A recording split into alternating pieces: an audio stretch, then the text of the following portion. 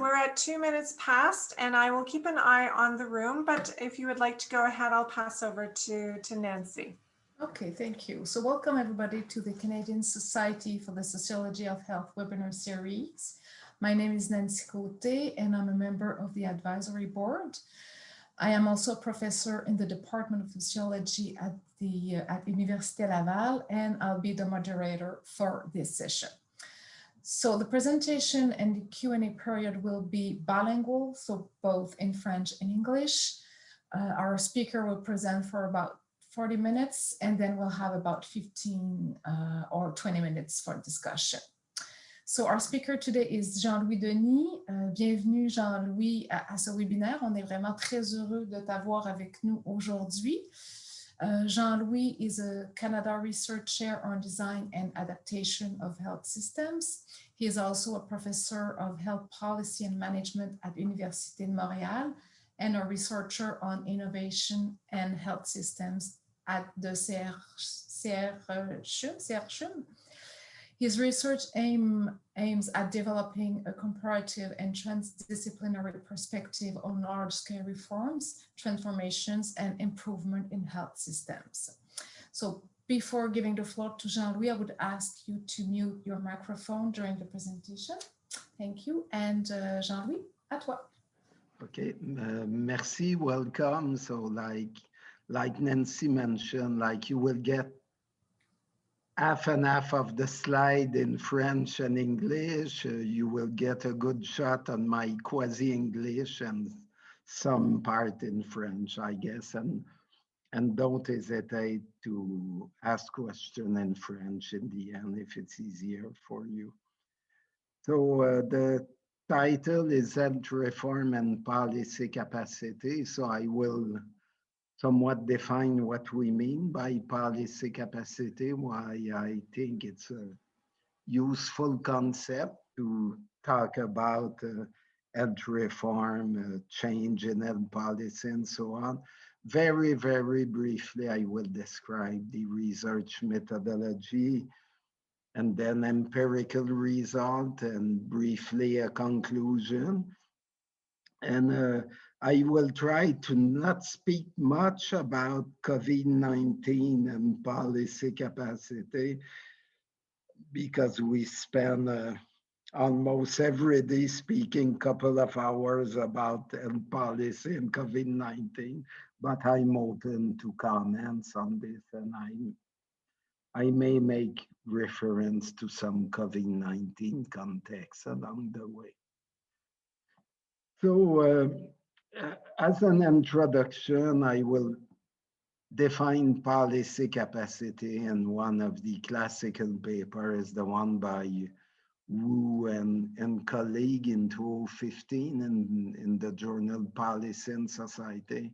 And the definition is very simple. Policy capacity is defined as the set of skill and resources or competence and capabilities necessary to perform policy function.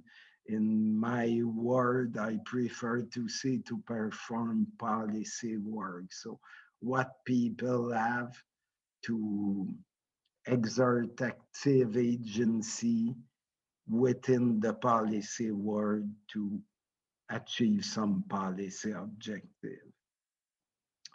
And policy capacity it's not a newcomer, but it's a more recent one in the scholarship on health policy than other approach. And it does not negate the importance of other perspective on health policy. So the classical one, and I'm not saying this negatively at all, is trying to explain health policy, their content, or health policy shift by focusing on power issue. And this is a big box, like when you look from a power perspective, you have all sorts of different critical perspective, including in sociology with critical sociology and so on.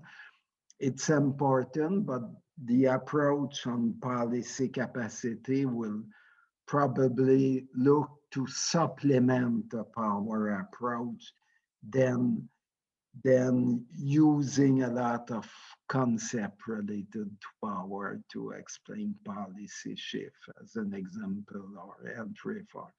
Then another classical suspect is institution, and you know the classical things between looking at ideas, institution to explain policy shift.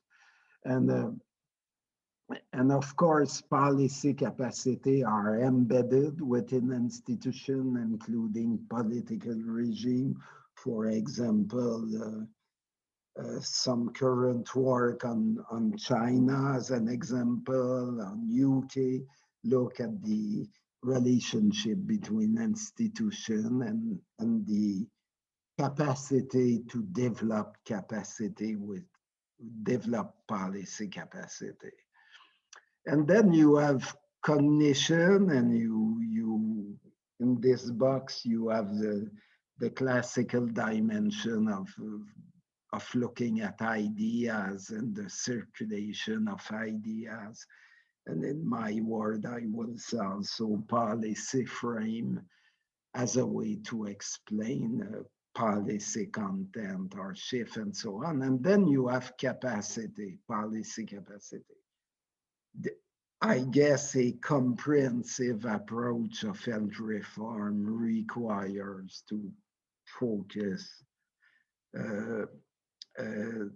around this 4 dimension of policy, of health policy.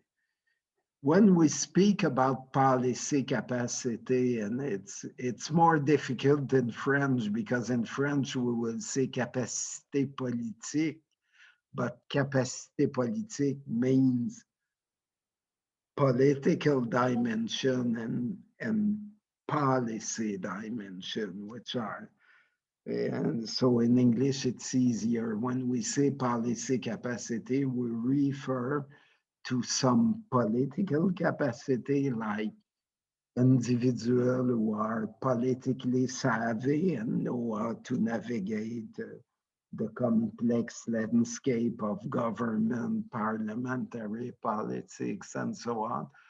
Then you have analytical capacity, and analytical capacities refers to the classical approach in policy science, and it's summarized by these sentences: the best mind to generate the best policy. So if you're a government, you will look to hire the best talent that exit university, and you will fill your policy shop with these young boys and girls, and in the hope that they will produce and producing the best policy with their knowledge and analytical skills. And of course, it's an important ingredient. And then you have the operational capacity, and this may look somewhat surprising, because in policy science, there is this kind of classical divide between the policy world and the operational or the delivery side of the system. But from a policy capacity perspective, you need operational capacity within government. If you're in a system with regional health authorities, it's not very popular these days, but it still exists somewhere on the planet. You will want to have operational capacity at the regional and local level too. What is meant here by operational, I would just give an example of operational capacity at the government level. If you remember the so-called Obamacare reform, the federal government in US realized that some states don't have the operational capacity within government to set up the market of exchange around the new health insurance scheme under Obamacare. So they made a kind of SWAT team at the federal level that can offer help to implement the exchange around insurance program. So that's a clear example of operational capacity at the government level. And so one of the benefit of looking at policy development and implementation and reform from a policy capacity perspective is looking at these three types of capacity across a system. Instead of focusing, you need operational capacity on the delivery side, the regulator need analytical capacity, and the one that lead policy and politician need political capacity. You will hope to find it all across the system. To formalize this approach, policy capacity work will focus on policy capacity at the systemic level, organizational level, or individual level. So you have three locus of capacity or three levels of analysis to discuss and address policy capacity issue. As you know, if we look at Canadian healthcare reform, common explanation, and when I'm saying this, I'm not saying it's wrong or not plausible or not interesting, but common approach to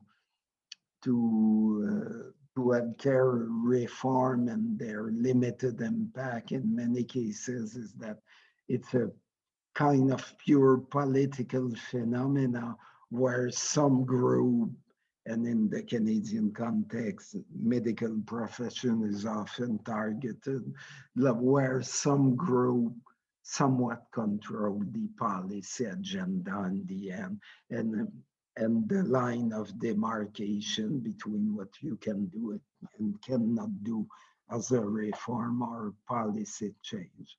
Another ways of seeing this is looking at the Canadian Health Act, and I will not go long on this, but this idea that the system is deep but narrow, and it's very difficult to move, to expand coverage under the current Canadian Health Act. Another aspect of in Canada is despite many efforts to achieve reform in many provinces, you still have persisting vulnerability, and they tend to reproduce through time. And I'm sure you're aware of the Forêt-Martin report for Health Canada in 2018 on fit for purpose on this aspect. And so the question is, policy capacity, is it a good way to think about some possibility to improve system and ability to implement high impact policy? If so, why, how, and so on. So what we did is this I did discuss. I would just skip this. So I guess you have your Geography 101. This is a map of Canada. We did a study on health reform in the last 25 years in 7 provinces: Nova Scotia, Quebec, Ontario, Manitoba, Saskatchewan, Alberta, British Columbia. We published a paper about the narrative of health reform in each province, their main objective, main lever for change.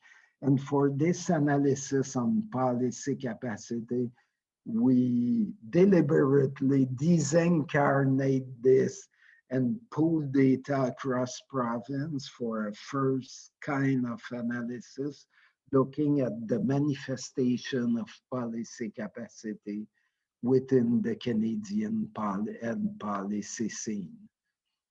So, and okay, this, I can send references on the paper that describe health reform across province. So the empirical result on policy capacity, and please don't try to read this, it's even very difficult for me, but this is table in the appendix of a paper under review for a special issue of Policy and Society on policy capacity. It should be out by November, December. And when we think about analytical capacity, clearly you have a lot of examples in the Canadian and policy landscape at the system level, organizational level, and individual level. For example, the, the, the setting up and mobilization of Health Commission in 2000 across province at the federal level, like the Romano Commission, have all a big preoccupation around analytical capacity. What we need to analyze and generate as contextual insight to nurture the development of the, in quotation, the right and policy. This is an example. Then, and you will see this in the empirical result through time, then you have all sort of report and reporting activities on the system, sometimes through auditor general report, sometimes through consulting firm. But this idea that you can have analytical capacity at the service of generating both policy idea versus you can have analytical capacity that you will use in a much more confined space, like a COVID-19 style of using analytical capacity to target some element of the system, like it can be around waiting lists, it can be around other very targeted problem. And this is very different than the way we mobilize analytical capacity. At the organizational level, you get a lot of development around, I will not be long on this, around performance monitoring and reporting of all sorts. And at the individual level, this idea that you can mobilize more like clinical leader within the health policy sphere, like strategic clinical network in Alberta, not only for their legitimacy to promote some change, but also to get their analytical insight of what you try to produce and achieve. And if we summarize, and this is somewhat overgeneralized, but it's for the sake of the presentation, like what we observe across Canada when we pool the province together is that analytical capacity are mobilized a lot to develop the foundation, foundational reasoning behind reformative template or reformative agenda. And this was performed much more in the end of the 90s and early 2000 than now. And we observe this in other countries, like people in England will say, we used to have an open tent approach to health policy making, being very open to bold idea without being so much upset about the implementation or feasibility in the first time. We create space to reinvent healthcare, and this somewhat declined during 2000 at the benefit of having a much more targeted approach, partly influenced by different mindset or ideology like public management, performance management, notion that incentive can be attached to these performance targets and so on. Certainly a good development, which of course variation across province around the organizational analytical capacity. Like I said, there is a clear expansion, somewhat related to this change of policy mindset at system level, great expansion at the delivery level of analytical capacity. And these days really around the potential of so-called digital revolution, data lake, AI, and so on. And I just make research interview yesterday on this aspect with big academic center in Canada. And then you have, through this ambition of looking differently at analytical capacity, you no longer have only like civil society or political or policy leader in the development and implementation of analytical capacity, but clinical leader, and I should add also manager, people who can play with data in a more aggregate form become more important. And an example like, it's strange, I just have the French name, SRAP, the CIHR initiative on data, somewhat nurture some of these developments. I guess I covered this, okay. Then in terms of political capacity, and it can be around some of the same levers, like mobilizing commission is somewhat that that become, I guess here there is a problem with the slide. Sorry, I have example of political capacity done. Okay, anyway, forget the table, like there is a superposition here on the slide. Sorry, I was in a rush.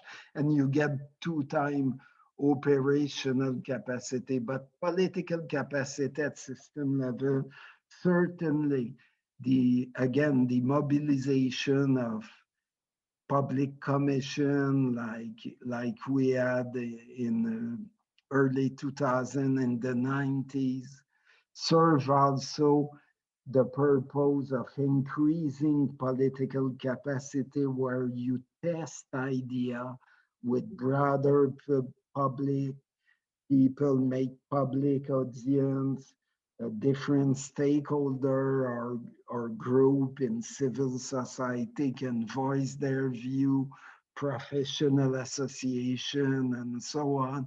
And it became very, very important as a kind of strategy to increase political capacity on 2 aspects. Can we think differently about that policy? And can we gain more acceptance around some tough policy option? Of course, the end of the story on the second aspect is a bit deceiving. Like if you look at a book like Paradigm Freeze on health reform in Canada, the conclusion is not very optimistic on this side, but that was one way to try to generate more political capacity at the government level. And also in organization, you have this preoccupation of paying more attention to the delivery side of the system. And again, this vary across province, But if you take the example of the lean in Saskatchewan that ended in a very contested terrain, it leaves a kind of legacy in the end, with this idea that if you want to bring about change, you have to pay attention to people who do the work. And certainly an IV and all researchers that deal with human health workforce in healthcare and the COVID-19 bring this at the forefront of the policy agenda, at least in some policy discourse, and there would be a big backlash after around policy capacity. Can we internalize enough of these issues in policy making to be more responsive, to have more recognition for important segment of the health workforce, as an example? And then there is a individual dimension on this, like the profile of health minister certainly influence the health policy agenda. The way they get interested in policy problem more than other, if they have a clinical background, often like physician. And then the political ideology of individual in charge plays a lot in the picture, because it somewhat generate a certain way of approaching not only policy, but with whom you will relate in your policy work.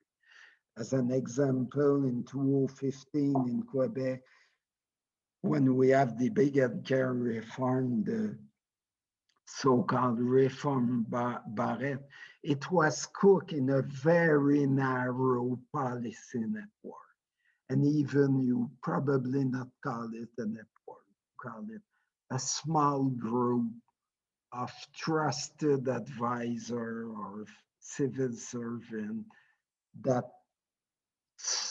were somewhat naturally, in quotation, aligned with view of the Minister of Health. So that's something to keep in mind. And then you have these, okay, so if I just conclude on this, I think I mentioned this. Oh, another aspect of policy capacity, and very often when we look at political capacity, it's interact a lot with analytical capacity.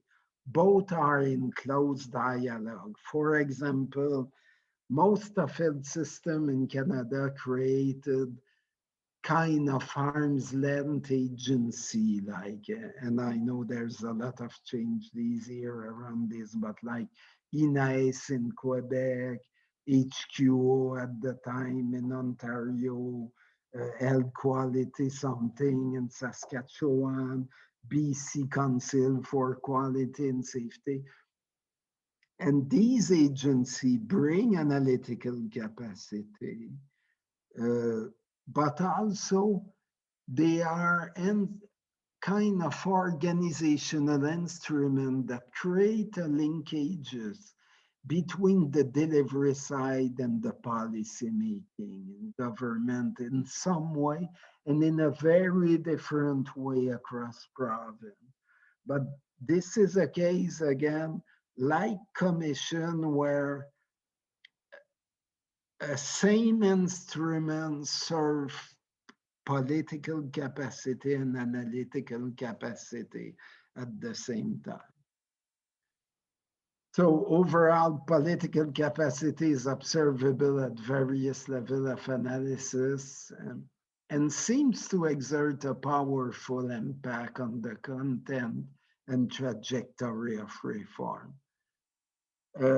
It is also associated with a dose of realism in health policy, because you have to have an idea about feasibility and acceptability, because politicians will not run with a policy that has zero feasibility or acceptability. And we, in the conclusion of the paper, we discuss this, like, of course, that there's still a lack of political capacity. You can see some people will talk about courage in policy making or in political life, but there's still a insufficiency in having enough political capacity to contemplate broad or ambitious policy change. Operational capacity, like I discussed initially, and I will be brief on this, like creation of very operational team within government to manage or support part of the reform, like the health result team in Ontario. And you get this also in Quebec with teams that look at some aspect of policy where they monitor results, so often in a very top-down way. And beside this, it's the idea that you can use a kind of contractualization around target between government and delivery. And when you do this, you need to have within your policy shop in government ability to have the right indicator to monitor this through time, and ideally to provide feedback and do some adjustment. The proliferation of agency, and when I'm saying this, it's not negative, from CADIT to Infoway to INAIS to ISIS in Ontario and so on. The recent development in Alberta and services around data-driven care are all examples of both the interest and determination of some government to be better equipped to drive their own policy. And this has a lot of implication in the, I will say, the political morphology of health system in Canada. 5 of the 7 provinces that we study increase a lot through structural change, their level of centralization in governance. And both goes together, in my view, like for the best or the worst, like 5 provinces on the 7 became very, very upset about do government control a lot their health system, considering the level of resources they spend in healthcare. They have a lot of pressure to demonstrate more value for each dollar. And their reaction is a kind of, okay, let's re-centralize, and in parallel, let's become better at analytical operational capacity. And of course, as you know, this will, I would say, will never totally abolish the kind of political dynamic and political, and I'm not saying this negatively, interventionism within the system from government, for all the reason that you know well. It's a key subsector in policy, a key institution and society, and so on. So just maybe to conclude, the impact of, I would say, I guess it's more adequate, more appropriate to say some hypothesis around the impact on policy capacity on the evolution of health system or health system reform in Canada. Certainly, this growing interest for capacity, for policy capacity, as I said, bring about a lot of change on the duality, leadership, governance within government to control and lead the show, in a sense, around change in the system.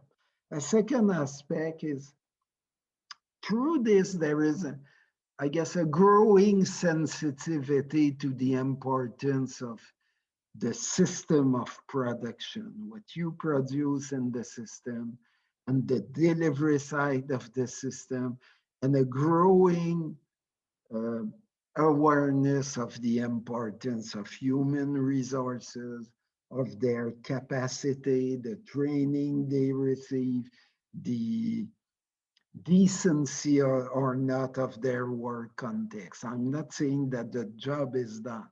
I think it's a growing sensitivity.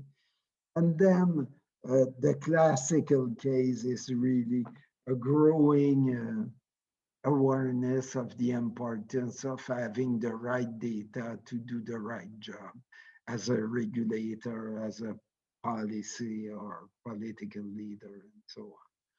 So what we observe also, and this we hope will be in the paper, it's in the paper, but I guess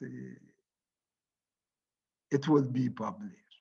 And policy capacities has an influence. If you take the dimension of the WHO and then system strengthening, it has clearly an impact on the way governments structure the governance of their health system and the way they think about their relation with the delivery side of the system.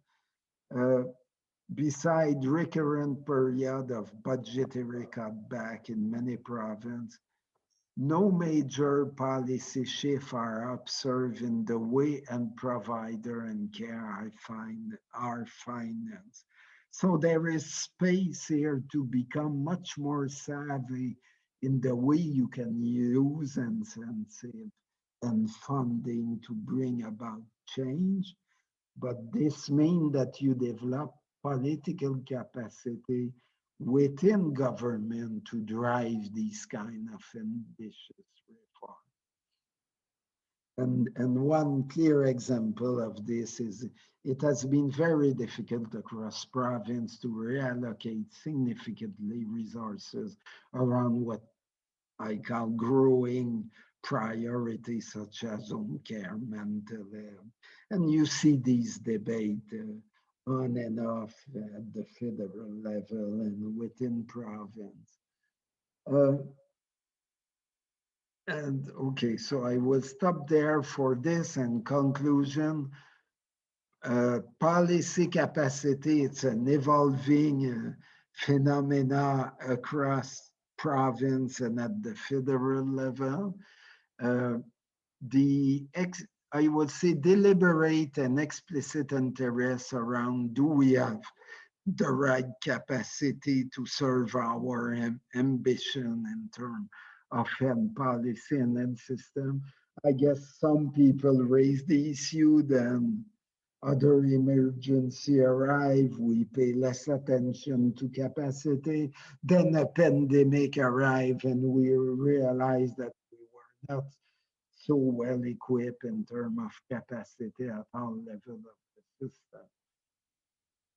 As I said, there are strong interaction between analytical capacity and political capacity, and both works in health reform. There is a kind of ad hoc or random division of labor between federal government through its various agency and policy instrument and province around the agenda of developing capacity. And one key capacity that we did not consider explicitly because it was not in our data, but more and more people see in managerial capacity. So this kind of operational leadership capacity at the organizational level of health system, most people agree that this is a big deficit in the year to come and something will have to be done, like we feel needs to be done for important segment of the health workforce. Another aspect is that policy capacity are not just an ingredient to support reform. Many aspects of reform aim at developing policy capacity. So it can be the other way around too, and we need to better understand this kind of dual dynamic. So in conclusion, we see we have probably many more capacity today to think about and implement reform than before, but we still see enduring system vulnerability and deficiency, including deficiency in capacity, considering the complex healthcare scene that we have in the Canadian experience and probably elsewhere, or I mean in many other jurisdictions that we discuss with. Capacity to maintain a high degree of political imagination and openness, and to muster the determination to push ahead with contested but progressive reform is part of the ideal of policymaker. So the ideal toolkit. So what is interesting, and England is very interesting, and in this aspect, people say, when we became more aware of operational challenge, the importance of operational capacity, at the same time, it seems to have competed with a broad, rich intellectual environment to generate innovation in that policy. So how to balance capacity across these different level of the system and to have a portfolio, a balanced portfolio of political, operational, and analytical capacity, in my view, is a very important policy issue. Thank you. So I will stop sharing and we can discuss. Oops. Thank you, Jean-Louis, for this very interesting and informative presentation. Any questions? You can either ask a question directly or in the chat in French or English.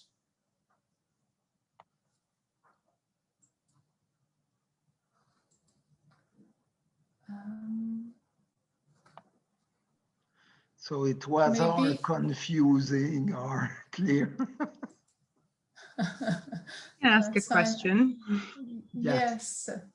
Parfait. Je poserai ma question en français, en fait, mais est-ce que vous avez vu des exemples où des gouvernements s'intéressent à améliorer leur capacité analytique en formalisant leur partenariat avec le secteur académique, par exemple, avec la création ou le subventionnement de centres de recherche, par exemple, sur la main-d'œuvre en santé ou autres domaines prioritaires? Oui, il y a certainement des partenariats. Vous pouvez voir genre ICIS en Ontario, qui est un exemple de partenariat. La question du financement, là, on n'a pas regardé en détail. Je sais que c'est important, mais je dirais ces choses-là sont considérées quand vous avez beaucoup, je dirais, de capacité pour ressentir le besoin au niveau du gouvernement. Et ça varie entre les réformes. Et certains gouvernements, on l'avait vu par exemple avec la ligne en Saskatchewan, le réflexe était de donner ça à une firme conseil pour les operational capacités. Peut-être qu'il y aurait eu d'autres alternatives. Donc, il y a beaucoup de variations là-dessus, mais c'est une question importante. Merci beaucoup. Merci pour la question. Est-ce qu'il y a d'autres questions? Other questions? Oui, Ivy? Yeah, well, building on that, thanks so much, Jean-Louis. And this is really, it's a really central, fundamental issue. This notion about, what capacity does the government have internally, or do they require external capacity within an agency? And to really build on Carolyn's question, I'm always perplexed why there is such resistance to building capacity around the health workforce in particular. And, we've had this conversation previously. There seems to be real antibodies to establishing a health workforce agency, even though that is clear in many, many other countries. And I know you study this comparatively, with other countries. So for example, they've had something like Health Force Ontario in Ontario that's been subsumed under Ontario Health, but really that was just a very fancy name for a physician recruitment agency. So I'm perplexed about this lack of recognition about the capacity around health workforce, the resistance to establish an agency. And so I was curious about getting your opinion, because I know that you were at the coalface of, deciding what happens with these pan-Canadian health organizations, and some of them are merging. But I think that people feel that health workforce is being done by CIHI, and it's a tiny, tiny part of CIHI, right? So anyway, there's a lot there to unpack, but I was just wondering if you could start. Yes, I think, well, yes, and you ask a lot of questions in your question. I think that there is a political aspect that you know better than me, which is around the ideology, what you value in healthcare.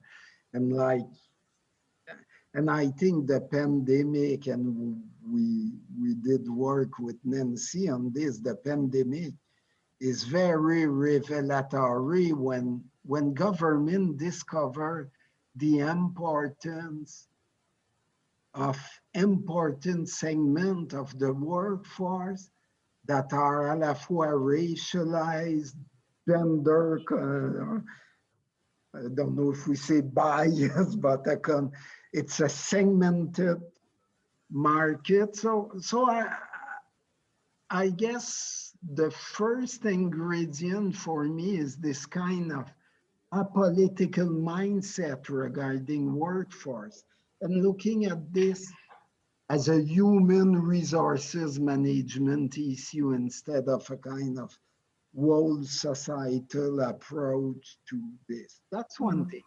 The other thing, and I guess I will be a bit tough on this, but even within the system, within the delivery side of the system, you get a lot of variation in understanding what it can mean by managing dynamically human resources.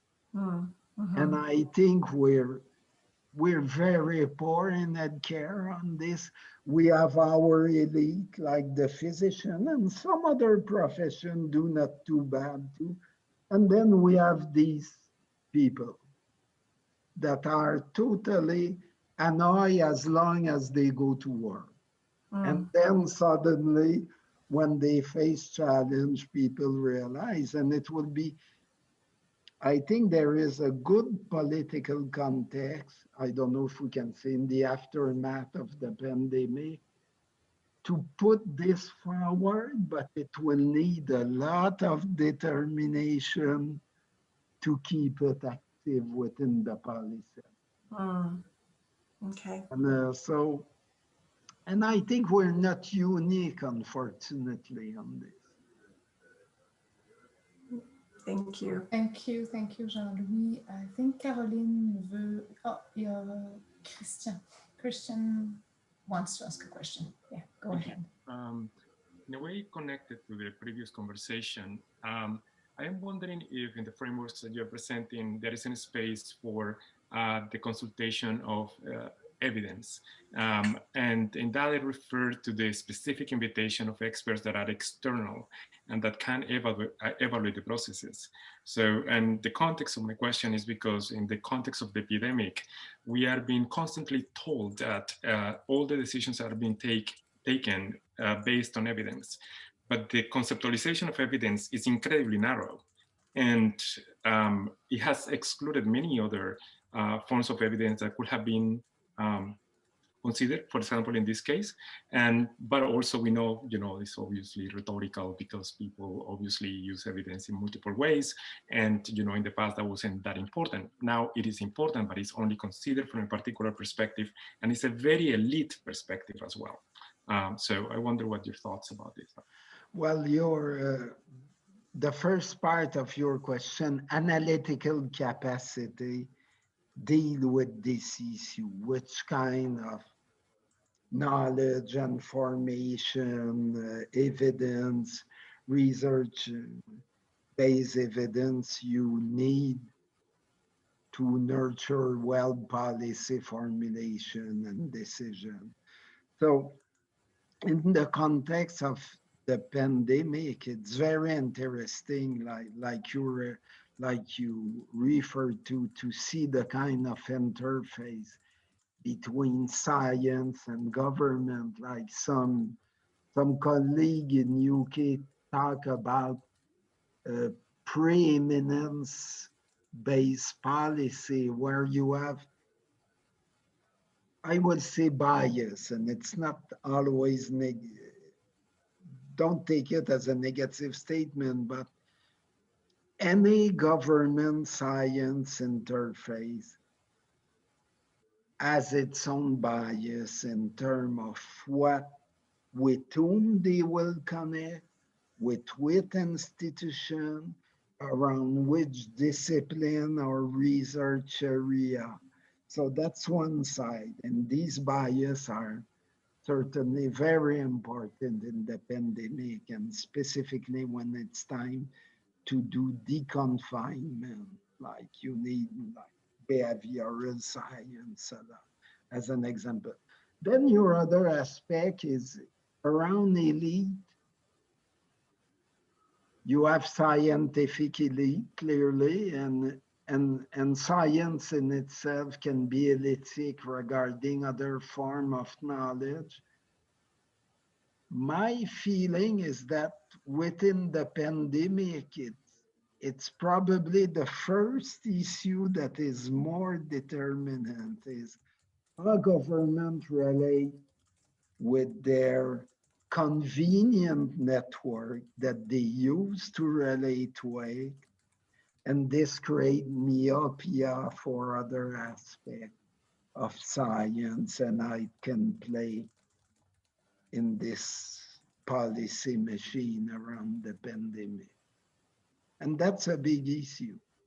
And then if we frame it as capacity, you need within government this kind of open tent approach on science and not a confined one like we observe. Thank you. Thank you, Jean-Louis. Je pense que Caroline, tu as une autre question? Yeah, I just want to follow up on some of the discussions that have already occurred. Specifically, you discussed the fact that in the last 30 years, governments have progressively become narrower in their approach to reforms, and that they're becoming, for lack of a better term, less ambitious when it comes to developing reforms. And I'm wondering, and that also coincided with an increasing acknowledgement that the actual delivery care sector needs to be engaged in the change management process. And I'm wondering if you think that kind of narrowing of the focus and the lack of questioning of the status quo has anything to do with the increasing political capacity of other players within the systems, including professional organizations. This is a big question. Honestly, my feeling is that the role of big player in, I would say, in the delivery side of the system has not changed so much. It has been relatively effective, their approach. I mean collectively, not individually. If you take the case of the medical profession, medical union or professional association, they tend to be relatively stable in their political agenda and view, and they are not so much challenged by the system. They have, and I'm not saying that there are no pockets of innovation and new idea, but overall, it has been relatively stable. My take will be that within government, it's more this idea of political ideology, less government, being more concrete or operational, trying to do less and leave society manage things. And again, the pandemic is interesting on this. Who will say today that we need less government? Except some very special type of person. Like, who can say this?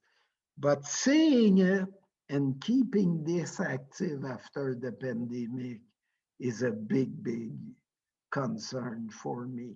Can we take this opportunity to say, okay, we need government at the right place with the right capacity, including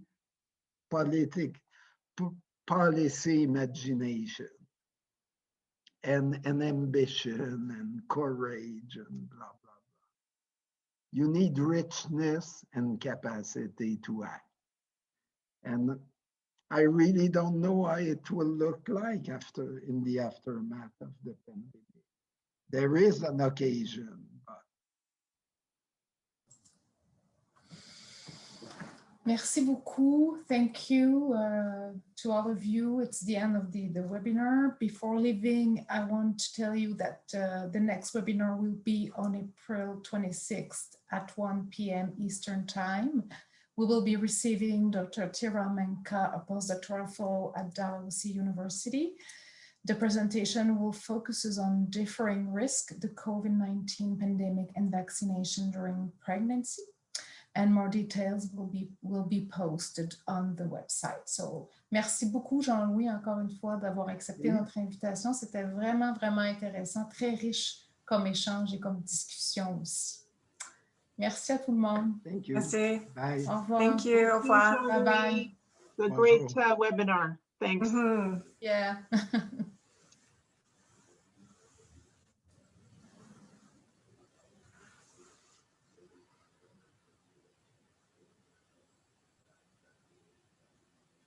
Okay, great. It is us.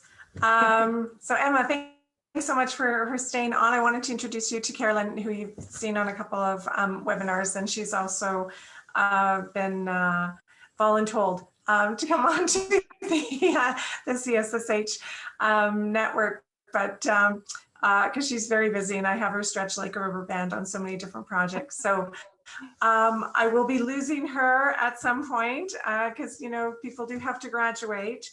So sad. Not for me, not for you. And so I wanted to, you know, put, you know, faces to names and that sort of thing, just to kind of let you know that, well, Carolyn, you could give a little bit of background, but she's interested in relocation in Nova Scotia. So there we go. I'll let you guys. Yeah, no, thank you so much, Ivy, for arranging this. Yes, so I am going to be, basically, I'm going to be completing my doctorate, hopefully by the end of August. So I have to finally figure out, after 10 years of nonstop post-secondary education, what I'm going to do when I grow up. So my husband's actually from so he was raised in Nova Scotia. His family's originally from Prince Edward Island. So we have a seasonal residence there. His parents are still in Dartmouth. We spend quite a bit of time in Atlantic Canada. And we've been particularly interested in moving home for him and kind of building our lives there. I also have kind of been sensitized over the years to the research environment in Nova Scotia and the partnerships that have been established between kind of government and service delivery and researchers, and would really appreciate being able to work in such an enabling environment for research.